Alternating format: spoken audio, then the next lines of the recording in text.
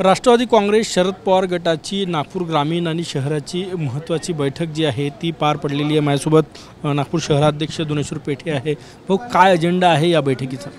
आता पुढे जे येणाऱ्या निवडणुका आहे त्या निमित्ताने सगळे पदाधिकारी ग्रामीणचे असेल शहराचे असेल त्यांना उत्स्फूर्त यावी म्हणून आदरणीय माजी गृहमंत्री अनिलबाबू देशमुख साहेब यांच्या उपस्थितीत तसेच माजी मंत्री रमेश बंग साहेब यांच्या उपस्थितीत ही कार्यकारिणीची बैठक झालेली आहे।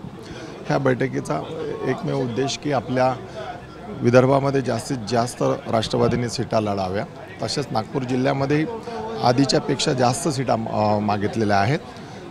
ते महायुती जे ठरवेल ते, परंतु आम्ही राष्ट्रवादीच्या इथे पहिलेच्या संख्येपेक्षा जास्त तिकीटं मागितलेल्या आहे, त्या लढाव्या आणि त्या लढून जिंकून आणाव्या त्याच्यासाठी आम्ही नियोजन केलेलं आहे।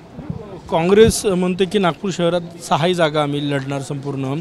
महाविकास आघाडीत रस्सीखेच सुरू आहे जागांसाठी, त्यासाठी दावेदारी पक्की करण्यासाठी हे शक्ती प्रदर्शन आहे असं म्हणताय। ओएसिस फर्टिलिटीच्या तज्ञांनी IVF उपचार पद्धतीद्वारे 1 लाखांहून अधिक जोडप्यांना मातृत्व प्राप्तीचा आनंद दिला आहे। मोफत अपॉइंटमेंट बुक करण्यासाठी आजच संपर्क साधा। तसं नाही आहे, हा सगळा निर्णय महाविकास आघाडी इंडिया आघाडीमध्ये होतो। महाविकास आघाडीचे सगळे सन्माननीय नेते उद्धव ठाकरे साहेब, शरदचंद्र पवार साहेब आणि नाना पटोले साहेब काँग्रेसचे जे आहेत ते निर्णय घेतील।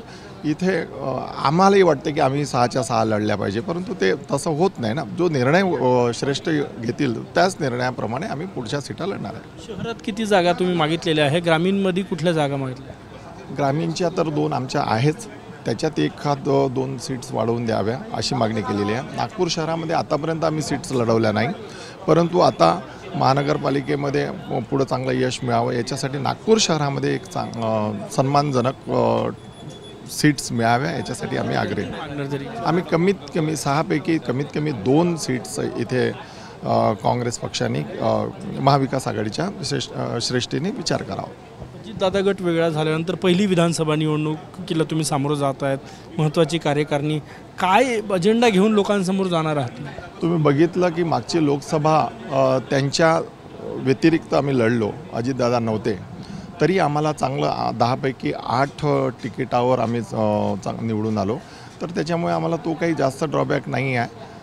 आणि येणाऱ्या काळामध्ये विधानसभेमध्ये सुद्धा आम्ही जास्तीत जास्त सीट्स आम्ही लढून आणि जिंकून पण आलो।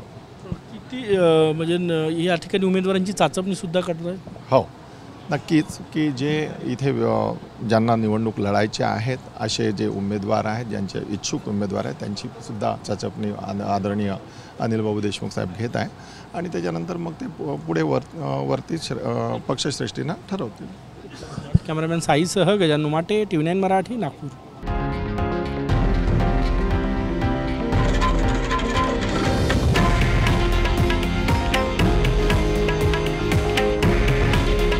हे आहे देशातील नंबर 1 न्यूज नेटवर्क आणि आपण पाहत आहात TV9 मराठी। काळजी तुमची, हित महाराष्ट्राचं।